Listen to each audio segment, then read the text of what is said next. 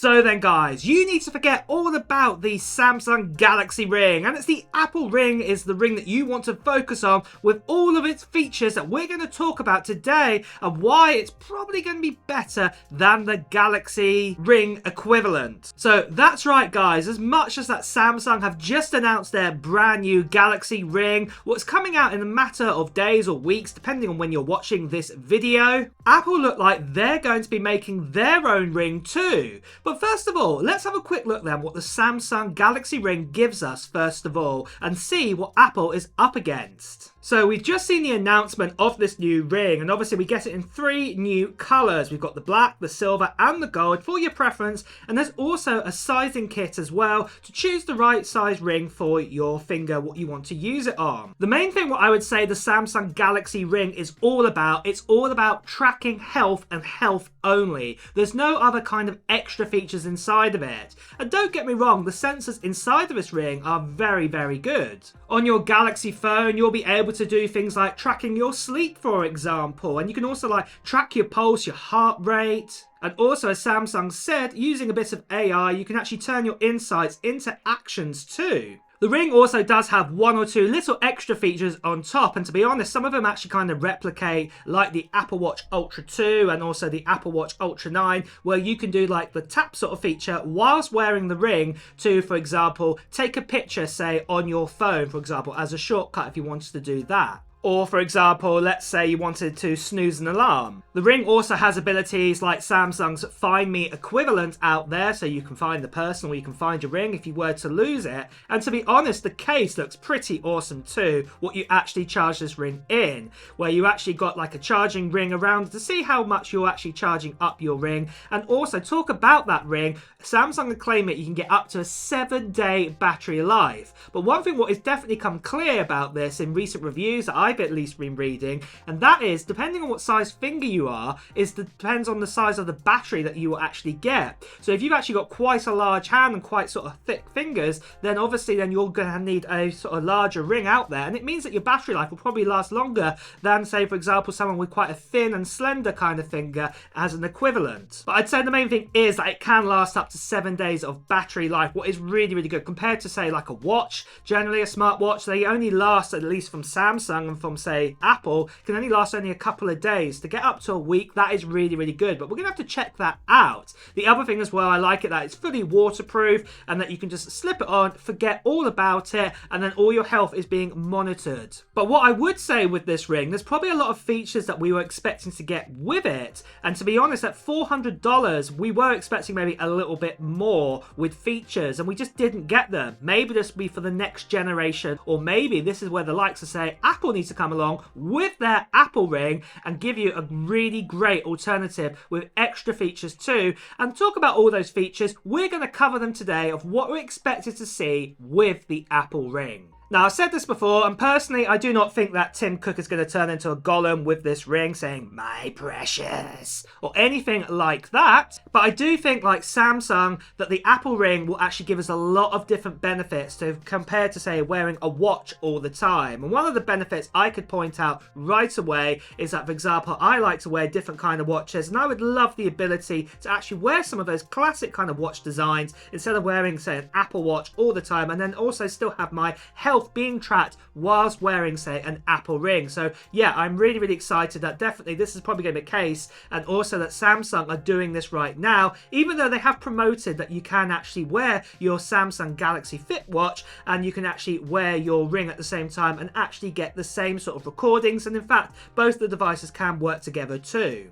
But much like Samsung here, I believe that Apple can make a device that sits between, say, an iPhone and an Apple Watch. And Apple have done this many times in the past. So, for example, I've talked about this, that Steve Jobs, for example, with the iPhone and the MacBook, he believed there was a product that could sit in the middle, and that was the iPad. And just like what Samsung have just done now, they think the same. Sitting between, say, their Galaxy phones and their watches, they think there should be a device that sits in the middle, and this is what they have introduced. And I think Apple are going to be doing something very, very similar here. But some of the benefits that we'll get out of having a ring compared to, say, a watch, like we've already spoke about before, and that is definitely to do with battery life. It would be great to think that you'd be able to charge up your ring inside of its case for say maybe an hour or two, and then it's ready to go up to say 7 days. Very similar to what Samsung provide right now and other competitors like Rincon do. But then the actual charging case, what it sits in, will probably would be able to have its own battery inside it, very similar to like Rincon and Aurora, and also like Apple probably do,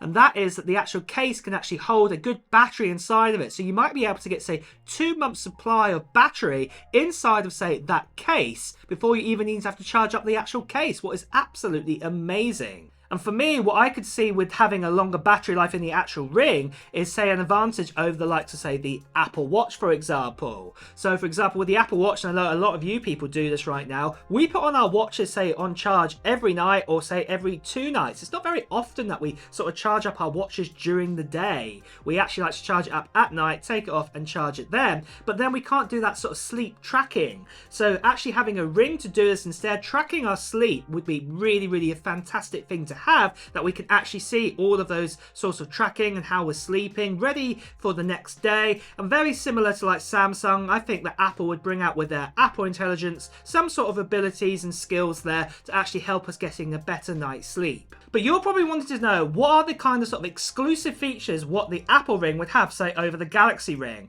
Well, let me tell you all about them once I tell you about today's channel giveaway that we're doing at the end of September time for this. This here is an iPad Pro, and this is an M4 model, 13-inch with 512 gigabytes of storage inside of it, and I'm going to be giving this away to one lucky subscriber on this channel. And all you have to do to enter in to this giveaway is just put down in the comments below of what technology, whether this be Apple or not, that you're hoping to get in 2024. And like I said, because this is going to one lucky subscriber, make sure, if you haven't done so already, to subscribe to this channel and also hit that notification bell too, because I'll be making a video near the end sort of September time telling you a few more details about the giveaway. There'll be a little form to fill in too and things like this, and then I'll be also telling you when the date of the live stream of this iPad Pro giveaway is going to be. The other thing as well is I'm also going to be giving away one of these with it too. This here is a Magic Keyboard to go along with the iPad Pro, so yeah, this will get you sorted straight away. So yeah, I'll be giving this away with it too.